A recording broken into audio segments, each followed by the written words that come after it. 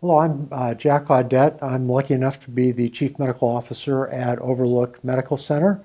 And today I am joined by Dr. Sharen Anghel. She is the Edward Reeves Chair of Internal Medicine here at Overlook. Dr. Anghel has a medical degree from UMDNJ. She did her residency in internal medicine at University of Pennsylvania. She is boarded in internal medicine. Her specialty is hospitalist medicine. And today we are going to be discussing COVID-19 vaccination. And as you think about it, and if you'll pardon what is admittedly a bad pun, the vaccination really is our best shot in terms of protecting ourselves, our families, the people that we work with, and it also gives us the best shot of allowing our schools and our communities and our businesses to emerge from this awful pandemic that we are currently enduring. And since vaccination is really a key, it's essential to what we are trying to do, this is something that everyone needs to think about. And in that regard, like essential workers, you're essential to this process as well. So with that as a backdrop, we're going to start with some questions regarding vaccinations, and we're going to have really sort of what I call the ABCs of vaccination. And Dr. Anghel, what I would like to have you start with is just a description of how vaccines work. And I'd like you to answer this really from the perspective of the biology or the immunology of it, but also I'd like you to take a look at this from the perspective of population health. And you can talk a little bit about herd immunity and transmission rates and those types of things. Excellent. Actually, we're in a really exciting phase because science has accelerated so fast, and we're really lucky to be here right now with many vaccine candidates out. Vaccines generally protect the individual because you're injecting something that's going to rev up your immune system. It's going to build antibodies, meaning those fighting particles that fight those viruses or that bacteria or whatever that infection is, and they protect you. So that's how our bodies use vaccines to protect ourselves. From chickenpox to the flu to pneumonia vaccines to now COVID-19 vaccines. As far as how does it work for a pandemic or for diseases that spread fairly widely, you actually have to vaccinate a significant amount of the population, or the population has to have what's called immunity, meaning those antibody, those fighting molecules, to be able to prevent the pandemic from continuing, right? So herd immunity, depending on what's the incidence of the disease process, meaning how much disease process lives in the community and how easily is it spread, right? So for something that's not so easily spread, you probably need less people to be vaccinated for it to be effective, right? So that if I'm standing in a room and 50% of the people have immunity or that vaccine, and it's something that doesn't spread too easily, I might be okay, right? But something like COVID, which spreads significantly easier than most of our viruses and other things that we've dealt with in the past, especially with these new variants, you need many more people to actually be immune to the disease or the virus. So we're really looking at probably 70 or maybe even 80% immunity, meaning a significant amount of our population either having had the disease or being vaccinated. So our current transmission rate in New Jersey is down to 0.8. So you could explain what that means to everyone out there? So you always want that transmission rate to be under 1. So for each person, so if it's, let's say it's 1, for each person that if I had it, I can give it to another, right? So if it's less, you're not going to give it to 0.8 of a person, but you're transmitting it less, essentially. Right. So what this means right now is if we had 10 people who were infected, they're going to pass this along to 8. Correct. And that's a good direction for things to be headed. So is there an age requirement for vaccination? For the current vaccinations, yes. So we have 2 vaccines that are out right now, one Pfizer and one Moderna. We'll have more coming down the pipeline. Pfizer is actually approved for 16 and over, I apologize, and Moderna is 18 and over. So Okay. we still cannot vaccinate our kids, but those trials are underway. Okay. So there's been a lot of talk about these 2 vaccines being messenger RNA vaccines. Can you explain how that works? Because that's a relatively new type of technology. Yeah, so it's messenger RNA actually is not a terribly new technology. It's just a new technology in mass production. So the technology has actually been studied since the 1990s, and we have a lot of data on it. But it's the first time we've been able to manufacture a vaccine that's produced in significant quantities to be able to vaccinate the whole population. How does it work? So we already have mRNA in our body.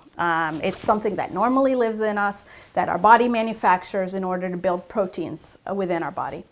This essentially takes your shot, injects it into your arm, okay, so up here, and it sends that messenger RNA, which acts as a recipe, essentially. It tells your body, this is how I want you to make part of this COVID protein, that spike protein. So when you think about COVID and you see all those pictures of those cartoons with the spikes, that's the spike protein it's mimicking, okay? It's not actually injecting you with COVID.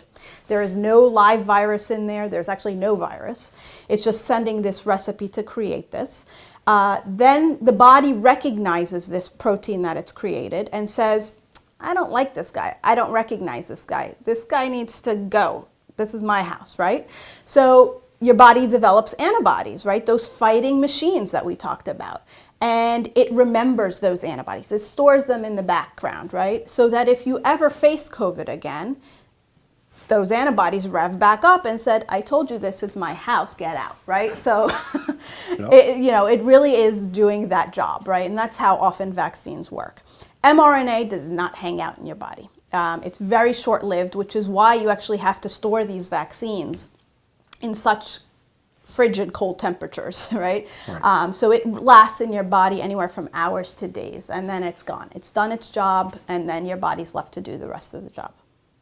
So there are several other vaccines that are in the pipeline at this point. Could you give us a bit of a sneak peek at what's coming down the pipe? Sure. So the 2, like we said, are mRNAs. The rest will be a little bit different. The vast majority of those, with J&J being likely the next candidate up, I believe it goes to the FDA for approval in the end of February, so around February 26th or so. Yep. Though that one and another one, AstraZeneca, which you've probably heard about in the media, are what we call adenovirus-based vaccines. So this uses a technology we're much more familiar with. Although we haven't used adenovirus, which is the common cold, right? Nothing to be worried about. It modifies that virus, so it's not a live virus. It can't give you that cold, right? It can't do anything to you. And it puts that instructions, right, for building that protein that the body wants to recognize as foreign. And it does the same similar process. It's just using a different type of technology. It's similar technology to the flu vaccine, but again, with adeno this time. So it's something we have a lot of experience with. Okay, well, thank you. So we're going to get into the why of the vaccinations, but just to sort of frame this, I think it's probably time to just share a few numbers with folks out there. And what I'm going to do is relate to what we're seeing generally throughout the state at this point and what we're seeing here at Overlook Medical Center, recognizing we're just a microcosm of the great state of New Jersey. So, the comment would be is that although there are many encouraging signs right now that include decreasing transmission, positivity, and hospitalization rates throughout the state, this morning, what I saw in the reports is that we have 2,656 patients hospitalized in New Jersey, and of this group, it's a total of 519 in intensive care units, and of those, 348 require ventilators to keep going. Here at Overlook, we've had actually a couple nice days. We had 78 inpatients here on Tuesday. This morning I came in and was delighted to see we only have 54, and admittedly, 19 of those are in the intensive care unit, and the majority of those require ventilators. So, although these are encouraging, what you probably find little solace if you're one of these hospitalized patients or your family member or friend of one of them, which is, I think, why it's so important that we talk about vaccination. And what I will point out is that right now we're really sort of watching nervously to see what happens over the next couple of weeks after the Super Bowl, because we've seen every holiday prior to this, and the Super Bowl is a holiday in most households, we've seen a surge. So with that in mind, as I think about vaccinations, I think about the informed consent process, which we'll do as we get a vaccine. And as you know, we look at the risks, the benefits, the alternatives to treatment, including no treatment whatsoever. So we'll start with the last one, which is no treatment. So no treatment here means no vaccine. And so in that regards, what are the common sense things that we should be doing right now to protect ourselves? So these are the measures that we've been talking about for the last year, right? So masking. Yeah. Masking is super critical, especially indoors, right, where you're surrounded by not your immediate family, right? So masking, hand washing, distancing, not gathering in large crowds, especially indoors. We are really at the beginning of hopefully the end of the tunnel. And if we really just double down on those efforts, even with the vaccinations underway, we have a real shot to end this and get back to normal. I'm ready. Yeah, exactly. So let's move on to the risks. And here we're really talking about what people usually call side effects, but actually I'm just going to call them effects, and then potentially adverse events. And so what do you see with the vaccination? So side effects with the two that we have out right now. So if you look at 50 to 60% of the people that get these vaccines, they'll have some effect, generally on the second dose rather than the first dose. But those are really mild. Arm soreness, headache, being a little tired. I think we could all live with those things, right, as opposed to COVID. 10% to 15%, depending on your age range, will get a little bit more side effect, right, or effect as you label it. And that's fever, real body aches that, you may need to pop a Tylenol or an ibuprofen if that would be something you would normally take. But these side effects or effects are really short-lived, right? They're anywhere from, in general, 24 to 48 hours for most people, and they're gone, right? So really, in comparison to COVID, they're nothing to write home about. There you go, exactly. Are there any long-term consequences of vaccination? So actually you see with every vaccination campaign, every vaccine that we've ever seen, and if you talk to vaccine scientists, you generally see anything bad that's going to happen, about it within that first 6 weeks, right? Yeah. We have vaccinated over 30 million people in the United States. I think we're actually approaching the 40 million range by this point. And it's not like we're hearing bad things all the time, right? So these vaccines, and the first people to get them back in July, we are now well over 6 months, right? And they are continuing to be studied, and nothing bad has happened to them either. So I anticipate that there really are no long-term side effects from these vaccines. So we're going to be moving into the benefits, but before we do that, I'll have to ask the counter question is, are there any long-term effects that we see with having had COVID-19? Too many. Yeah. So if you've kind of followed the news on this and heard the term long haulers or patients with long haul symptoms, we have a lot of patients, even those not being admitted to the hospital and that have what's considered by medical definition mild disease, having really long-term symptoms from this virus.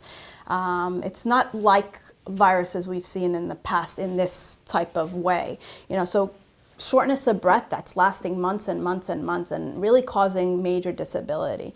Rising heart rates that, just doing very little things and your heart rate's shooting up. They're defining as brain fog, or kind of just not thinking the way you were before, right? And then things like anxiety and depression and all the other things that go along with things like this.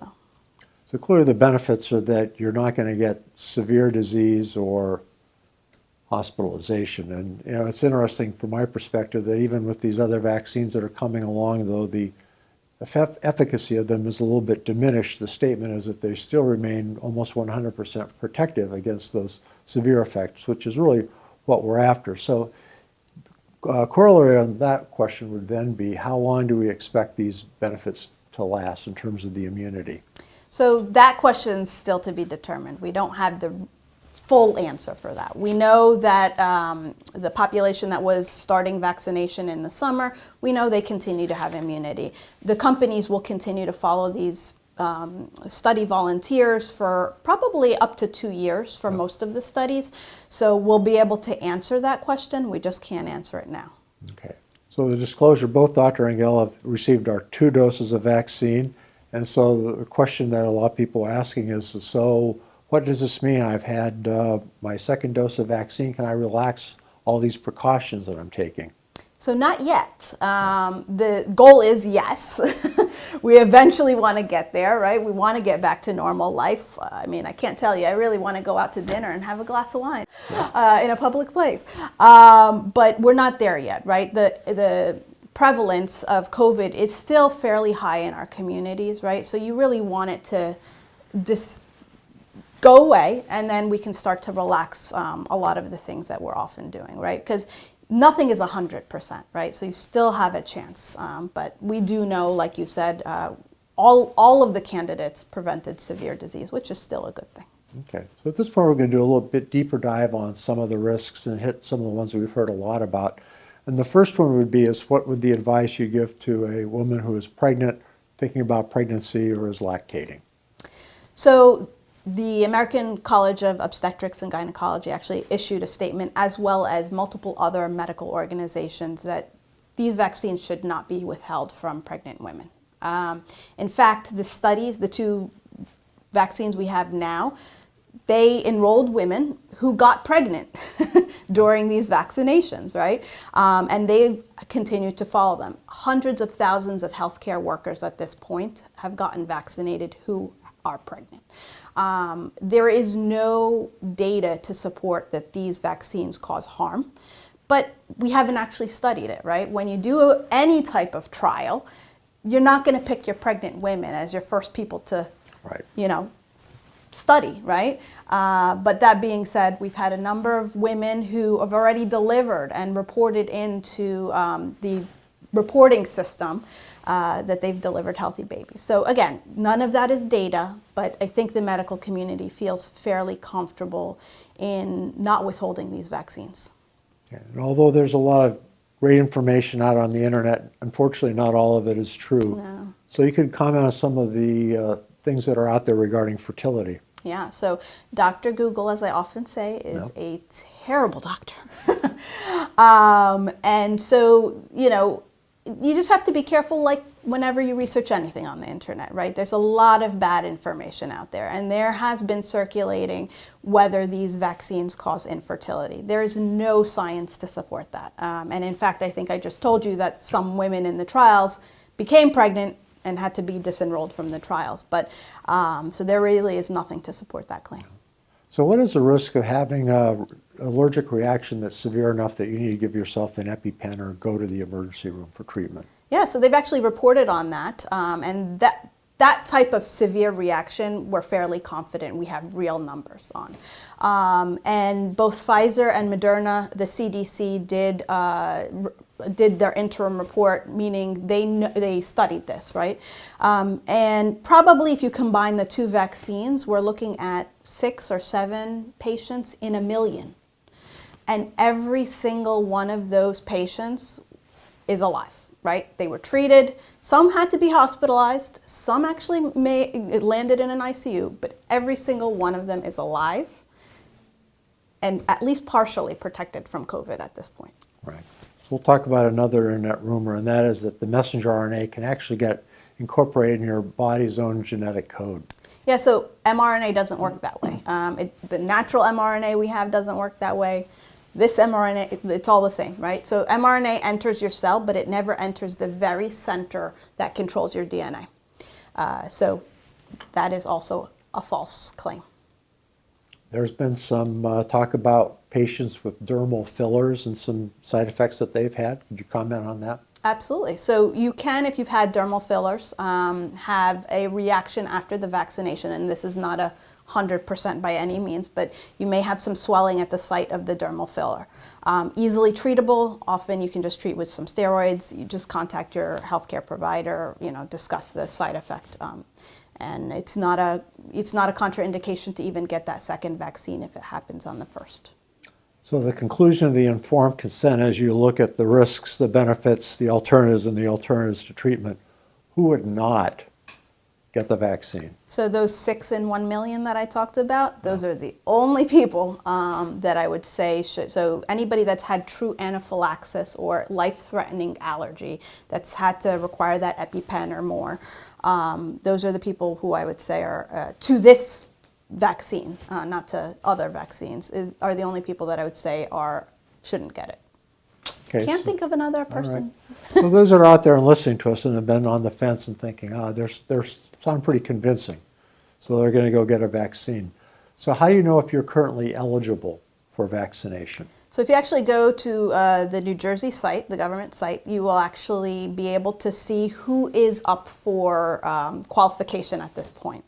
Right now, it's what's called 1A, which is all of our healthcare workers, people that are exposed to our healthcare populations, frontline workers, as well as those over 65 and those ages 18 to 64 who have certain risk factors that will increase your risk with COVID. So that's things like heart disease, diabetes, lung disease, cancer, other things like that. So you can actually just go, you can Google that and find the list.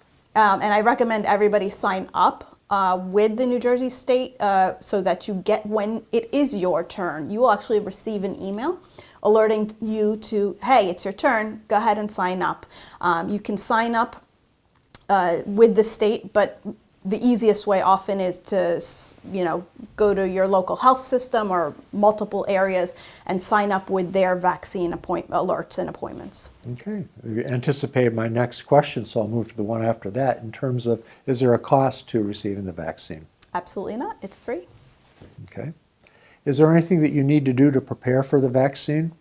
Get really excited. Because you are it's like winning the lottery, I think. Like when I was able to get it, when my family members were able to get it, I feel like it's that golden ticket. So short of getting excited and masking up to go to get your vaccine, really nothing else. Okay. What do you need to do after you've received the vaccine? Get even more excited. So you just have to continue to hand wash, mask like we talked about. Right. But you're not fully protected. You really need, with these 2-dose vaccines, you have to get that second dose, okay? For you to achieve 95% effective, which is what they're quoting as their effective rate, and I believe it, you really have to get that second vaccine. So protect yourself as you would always. So one of the questions I've had from some employees is, can I have alcohol afterwards? And it's under the guise of, can I have a celebratory cocktail for having had this vaccine? I had a celebratory glass of wine. So everything in moderation, no binge drinking. Obviously significant alcohol use actually decreases your immunity. So you want all that fighting power, but a celebratory glass is fine. Okay, thank you. So let's assume I've had COVID-19 at some point in time. When should I receive the vaccine, first of all, and if so, when should I receive it? You should absolutely receive it. This is one of those things that the vaccine actually builds more of an immune response than the actual virus, they're saying. And you can get it pretty much anytime you're out of quarantine. The recommendation is you can wait up, the 90-day period, because we do think you have some immunity during that, so you can relinquish your shot to somebody who hasn't had COVID. But that being said, if it's your time and you're able to get it, I would honestly recommend just getting it. So let's take a little time to talk about the mutations that we've been hearing about in the news, the UK, South Africa, and Brazil variants that we're seeing. The concern is that various mutations can increase the ability to transmit the virus and potentially can increase mortality. According to some experts, experience with the British variant, which is B.1.1.7, suggests that there's actually perhaps 1 to 2% of the current cases in the United States are that variant, and in some states probably actually even higher than that. What we're seeing is a speculation that this virus can actually double every 10 days, and the feeling is that by March, end of March, this could be the predominant variant in our country. Concern is that the variant's 30 to 40% greater transmission and 35% more lethal. So with that all in mind, how do you get a test to see if you have the mutant virus? Is that possible?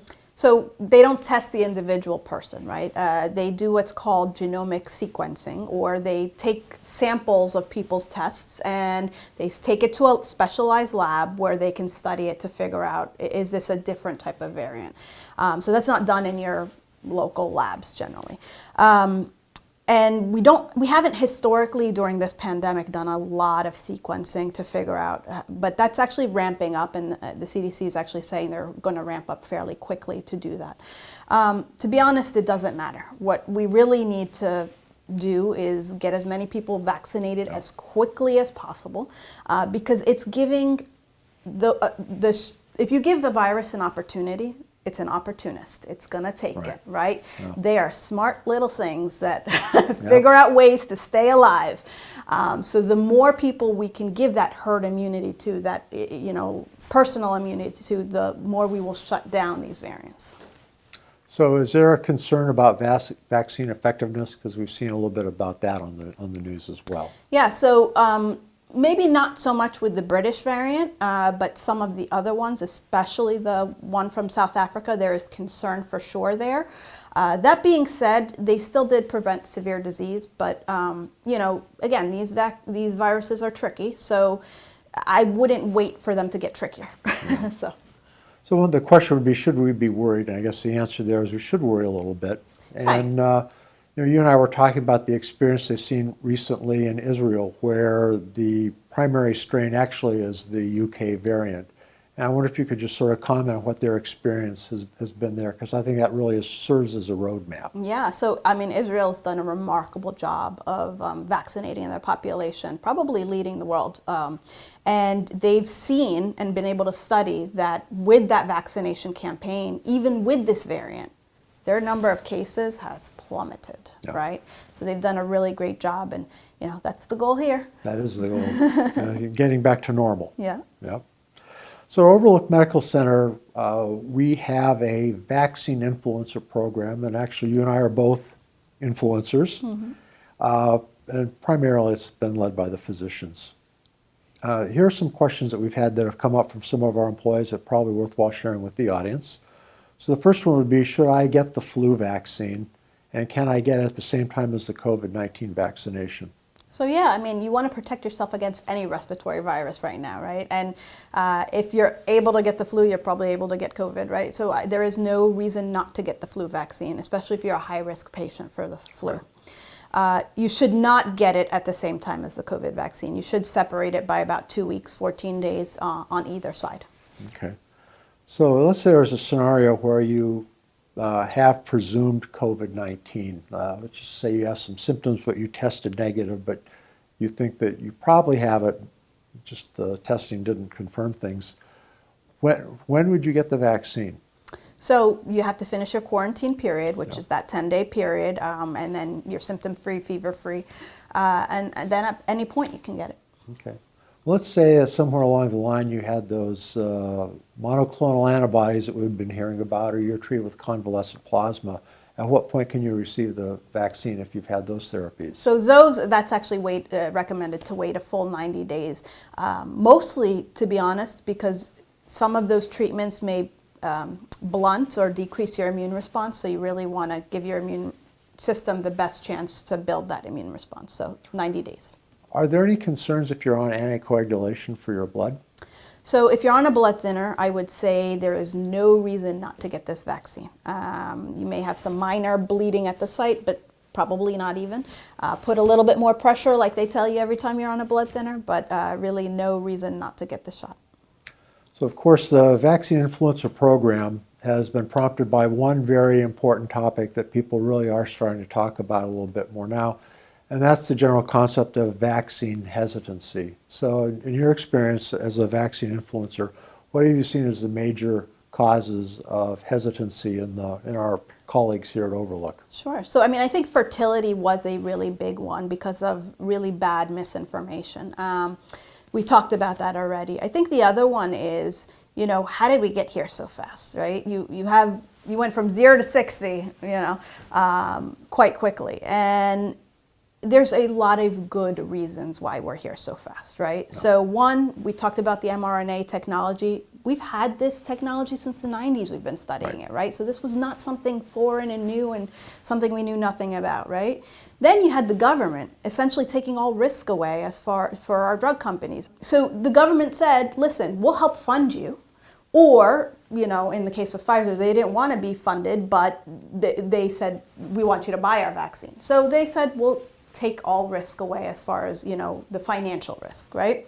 Then you took away all the bureaucracy. So like, you know, so the one thing they did not take away was the safety measures, right? So they absolutely said, we will not even think about looking at your vaccine until you've passed this mark for safety, right?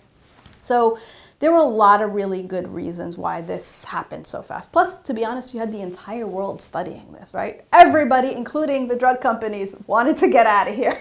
So everybody was working towards a single mission. And I actually think it's quite remarkable that two separate companies that are not really associated came up with similar vaccines with the same exact findings. Same exact side effects, same exact efficacy, same exact everything. Yeah. It's got to tell you that this is real. This is good science. So I suspect there are probably a number of people out there that are watching this, and they know someone who they would really like to see get a vaccine, and that person is hesitant or just downright refusing to do this. And you've talked with folks like this when you're doing your influencing. So what type of an approach do you take with them? So I think, you know, people have to feel comfortable, you know, making a decision, right? And I think the one thing is to figure out where they are, right? Why are they hesitant, right? And sometimes people are hesitant because they just don't have good information. So making sure we get good information to our public.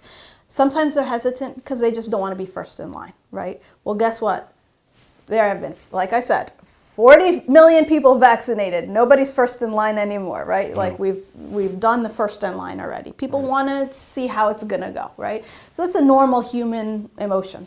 So I think between those things, you know, the more you can educate yourself, the more you can, you know, I think you'll start to feel much more comfortable. If you asked me, would I get this vaccine back in the summer, even if you asked me in October before I saw the data and before I was able to study these topics, I would have really taken a long pause because, you know, it felt new. You know, you really didn't know enough about it. I had zero hesitancy the day I got the vaccine. They said, are you, you know, you could sign up. I said, okay.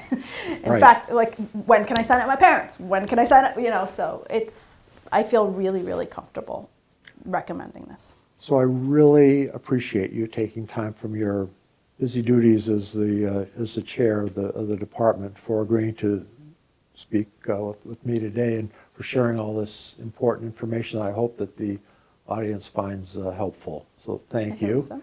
And knowing that you usually like to have the last word, I'm going to offer that to you today, Dr. Anghel. I mean, I'm a wife. You have to have the last word.